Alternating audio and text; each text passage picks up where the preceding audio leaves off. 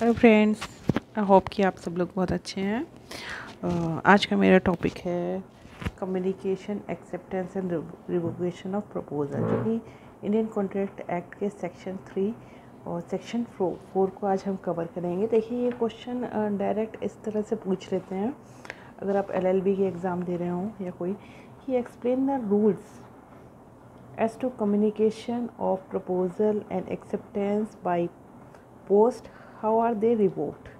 ये क्वेश्चन अक्सर 10 या 15 मार्क का आ जाता है, लंबा क्वेश्चन होता है ये, ठीक है।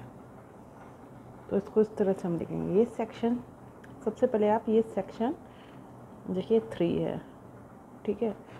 इसको देखते हैं, communication acceptance and revocation of proposal, ठीक। तो ये एज इट इज़ पहले हम जो बेयर एक्ट की लैंग्वेज में जो लिखा हुआ है वो हम पढ़ते हैं। ये बेयर एक्ट की लैंग्वेज है, ये मेरे पास बेयर एक्ट यहाँ पर रखा हुआ भी है। इसके सेक्शन 3 में थोड़ा पुराना हो गया है, पढ़ते पढ़ते थोड़ा सा ख़राब भी हो गया है। तो देखिए सेक्शन 3 क्या कहता है। सेक्शन 3 कहता है the communication of proposal, the acceptance of proposal and the revocation of proposal. यानी कि ये 3 चीज़ें तो प्रपोजल की हैं। क्या क्या? कम्युनिकेशन,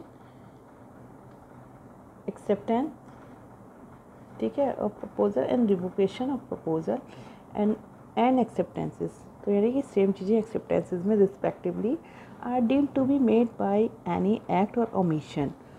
तो ये किसी भी एक्ट या ओमिशन के द्वारा बन सकती हैं of the party proposing, accepting और रिवोकिंग। जो भी पार्टी जो कर रही है, प्रपोज करने वाली पार्टी या एक्सेप्टिंग वाली पार्टी या रिवोकिंग वाली पार्टी, ठीक। By which he intends to communicate such proposal, acceptance और रिवोकेशन, और which has the effect of communicating, ठीक। तो यानी ये इसमें देखिए क्या कहना है कि उसका इंटेंशन ज़रूर कम्युनिकेट हो जाए कि क्या है, ठीक है। ये उसका इंटेंशन ज़रूर कम्युनिकेट करने का हो, कुछ और नहीं। यही चीज़ें कम्युनिकेट करने का इंटेंशन भी होना बहुत ज़रूरी है। तो इसको इस तरह से भी हम लोग समझ सकते हैं। देखिए, ये प्रपोज़ल हो गया, इसको मैंने एक डायग्राम बनाया है, ये एक्सेप्टेंस। तो प्रपोज़ल का कम्युनिकेशन या प्रपोज़ल का एक्सेप्टेंस या प्रपोज़ल का रिवोकेशन या एक्सेप्टेंस का रिवोकेशन और एक्सेप्टेंस की कम्युनिकेशन, ये इतनी चीज़ें हैं, 5 चीज़ें हैं। ये किसके मेड बाय एक्ट और ओमिशन के द्वारा, ठीक। ये चीज़ें हम लोग कर सकते हैं। और इसमें intention by which he intends to communicate such और which has effect of communicating it.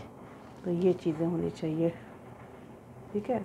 तो इसमें जैसे कि हम लोग समझ चुके हैं, ये फिर से हमने यही लिखा है, the communication need not necessarily be by words, it may be by conduct. तो हम लोग कंडक्ट के द्वारा भी ये चीज़ें कम्युनिकेट कर सकते हैं। फॉर एग्ज़ाम्पल, जैसे कि कभी कभी शब्द ही ज़रूरी नहीं होते हैं एक्सप्लेन करने के लिए, आपका कंडक्ट भी ऐसा हो सकता है जिससे कि आपकी जो इंटेंशन है वो कम्युनिकेट हो जाए, ठीक।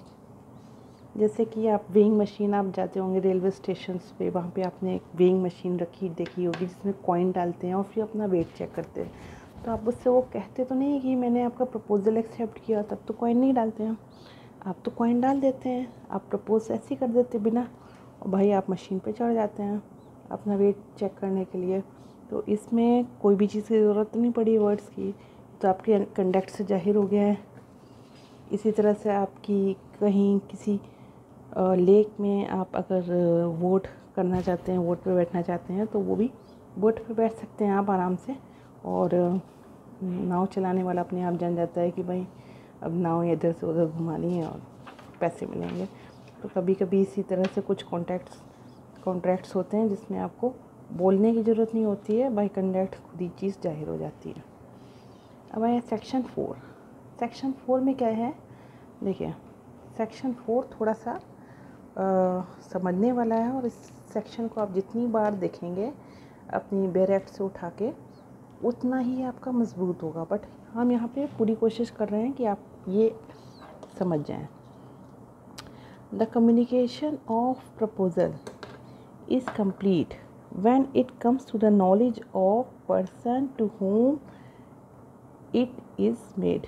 ठीक, देखिए ये प्रपोजल है। The communication of proposal is complete when it comes to the knowledge of person to whom it is made, यानी जिसके लिए बनाया है उसकी नॉलेज में आ जाए। ये ए है, ए ने ये कम्युनिकेट किया अपना प्रपोजल बी को, देखिए ये बी ने की नॉलेज में आ गया। यहाँ पे ये मैंने एक साइन बनाया है ये बल्ब का, इसका मतलब आप समझ जाइएगा ये शॉर्ट में कि इसकी नॉलेज में आ गया है, मतलब बत्ती जल गई दिमाग की इसकी।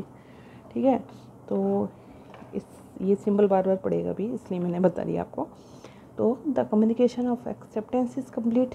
अब आइए एक्सेप्टेंस पे, प्रपोजल पे तो आप समझ गए कि भाई जिसके लिए आप कर रहे हो उसकी नॉलेज में आ गया तो हो गया, सिंपल। अब आया एक्सेप्टेंस और रिवोकेशन। तो ये रिवोकेशन में क्या है, रिवोकेशन में दो लोगों के लिए कम्युनिकेशन में एक्सेप्टेंस बताया गया है कब होगा कम्युनिकेशन। एक तो एज अगेंस्ट द प्रपोजर और एज अगेंस्ट द एक्सेप्टर। ठीक है, तो प्रपोजर के अगेंस्ट कब होगा, when it put in the course of transmission to him so as to be found out of the power of acceptor. ये acceptor है, इन्होंने ये पोस्ट बॉक्स में, ये पोस्ट बॉक्स ऐसे पुराने होते थे, इसमें अपना लेटर डाल दिया, इनका लेटर यहाँ चला गया। अब ये कुछ भी नहीं भाई साहब कर सकते हैं। ठीक है, ये जो एक्सेप्टर है ये ऐसा कुछ भी नहीं कर सकता है, तो इसकी बिल्कुल पावर से चला गया है। तो ये जो इस तरह का कम्युनिकेशन हुआ ये किसके अगेंस्ट हुआ, एज अगेंस्ट द प्रपोजर। जैसे ही एक्सेप्टर अपना लेटर डालता है और इसकी पावर से चला जाता है, ये कुछ भी नहीं कर सकता। तो यहाँ पे प्रपोजर के अगेंस्ट ये कंप्लीट हो जाता है कम्युनिकेशन। और एक्सेप्टर की तरफ से कब कंप्लीट होता है, when it comes to the knowledge of the proposer, जैसे ये प्रपोजर की नॉलेज में आ जाता है। ठीक है, ये बत्ती जल गई देखिए, तो यहाँ पे पूरा हो गया कंप्लीट। समझ गए ना, प्रपोजर के अगेंस्ट कब होता है, जब एक्सेप्टर की बिल्कुल पावर से चला गया, इसने डाल दिया है लेटर, अब कुछ नहीं हो सकता। तो यहाँ पे प्रपोजर के अगेंस्ट हो गया। एक्सेप्टर के अगेंस्ट कब हुआ, जब प्रपोजर की नॉलेज में आ गया। ठीक, अब आया द कम्युनिकेशन और रिवोकेशन। तो देखिए रिवोकेशन में भी दो चीज़ें हैं, who makes it, sorry, against the person who makes it और to whom it is made. ठीक है, तो हु मेक्स इट के देखिए अगेंस्ट कब होता है, when it put into a course of transmission to the person to whom it is made so as to be out of the power of person who makes it। ठीक, जैसे ही देखिए इन्होंने डाला, इनकी पावर से चला गया, इन्होंने पोस्ट ऑफिस में डाल दिया, अब कुछ नहीं हो सकता है। तो ये यहाँ पे जिसके लिए ये बनाया गया है, जिसने बनाया है, ठीक है, जिसने भी रिवोकेशन किया, हु मेक्स इट, उसके अगेंस्ट यहाँ पे कंप्लीट हो चुका है। और to whom it is made, when it comes to the knowledge of person to whom it is made। ठीक है, जिसके लिए भी किया गया उसकी नॉलेज में आ गया, यहाँ पे बल्ब जल गया, वहीं पे ये पूरा हो गया। तो प्रपोजल और रिवोकेशन लगभग सेम है, थोड़ा सा एक्सेप्टेंस का उल्टा हुआ है। आप इसको देखना तो आपको समझ में आएगा। बाकी प्रपोजल और रिवोकेशन का कम्युनिकेशन लगभग सेम ही टाइप का है। ठीक है, ये कंप्लीट हो गया। आई होप कि आपको समझ में आया होगा। अब इसको एक एग्जांपल से और समझ लेते हैं हम लोग, जिससे कि हमें बेहतर तरीके से समझ में आ जाएगा। देखिए एग्जांपल क्या है, ये एक मिस्टर ए हैं जो कि प्रपोजर है, ये पिंक कलर की मैंने बनाया है। ये मिस्टर बी जो कि एक्सेप्टर है। ठीक है, तो ए ने क्या किया है, ए ने प्रपोज किया है by letter to sell a house to be at a certain price. ठीक है, ए ने क्या किया है, अपने घर को बेचने के लिए एक प्रपोज़ल किया है बी को। अब बी क्या करता है, बी को ये प्रपोज़ल पसंद आया। ठीक है, तो ए ने देखिए ए के ये प्रपोज़ल कब कंप्लीट होता है, the communication of the proposal is complete when B receives the letter. तो ए का ये प्रपोज़ल कब कंप्लीट हो गया, जैसे ही ये बी को, जो ग्रीन वाले हैं बी एक्सेप्टर, इनकी नॉलेज में आ गया, ठीक है। इनके हाथ में देखिए ये लेटर है, इन्होंने एक्सेप्ट कर लिया, इनकी नॉलेज में आ गया है, इनको प्रपोज़ल पसंद भी आया है। तो यहाँ पे तो प्रपोज़ल कंप्लीट हो गया पूरी तरह से। ये स्टेप 1 हो गया। अब देखते हैं स्टेप 2। बी को पसंद आया है प्रपोज़ल, देखिए मैंने हार्ट बनाया तो इनको पसंद आ गया है। अब B accept is proposal by letter sent by post. By a letter sent by post the communication of the acceptance is complete. तो इनको पसंद आ गया, इन्होंने भी एक जल्दी से एक चिट्ठी लिखी एक्सेप्टेंस की, हाँ मुझे पसंद आया है, मैं एक्सेप्ट करती हूँ।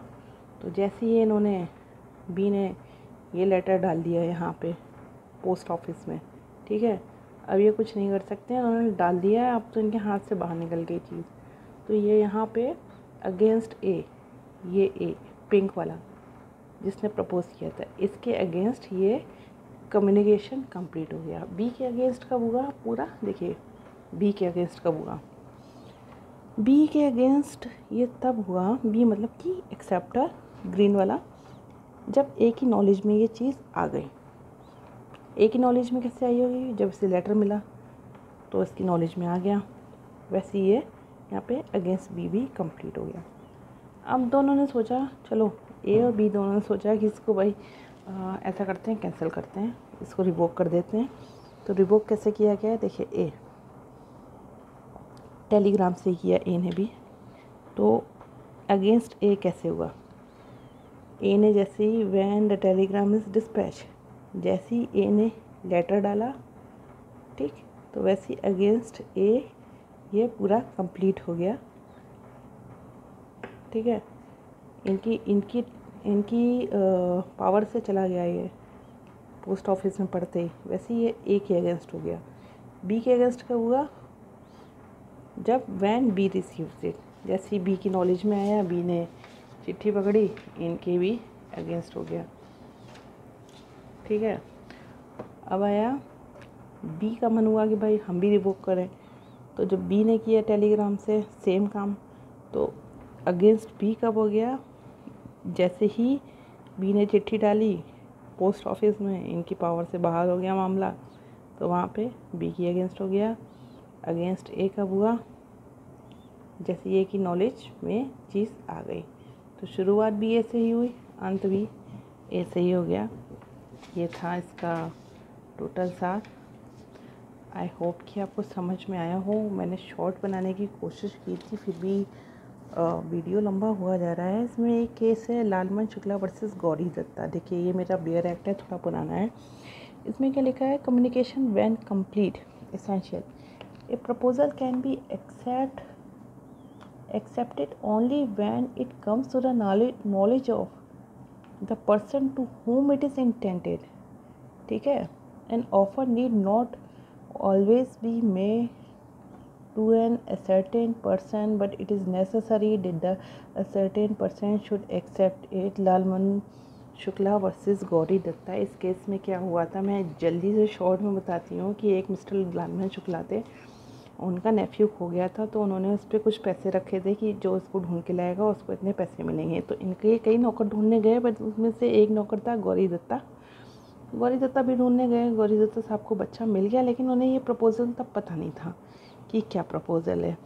बट बच्चा मिल गया तो उन्हें उसके बाद प्रपोज़ल का पता चला, तो उन्होंने कहा कि भाई क्लेम उनको 50 रुपये देने की इनाम रखा गया था। तो भाई गौरी दत्ता ने कहा कि भाई हमें भी ये इनाम चाहिए।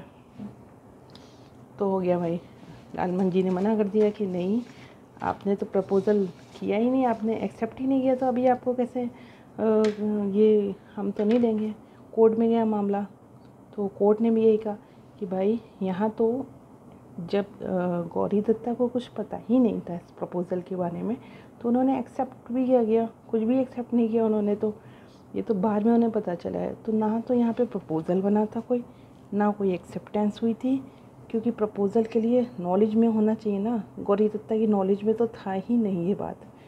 तो यहाँ पे कोई भी प्रपोज़ल नहीं हुआ, कोई भी एक्सेप्टेंस नहीं हुआ, और उन्हें क्लेम भी नहीं मिला, उन्हें कोई पैसे नहीं मिले। तो ये शॉर्ट में मैंने आपको बता दिया। आई होप कि आपको ये वीडियो पसंद आई हो। अगर पसंद आई हो तो प्लीज़ लाइक करिए, कमेंट करके मुझे बताइए, और please don't forget to subscribe my channel. Thank you.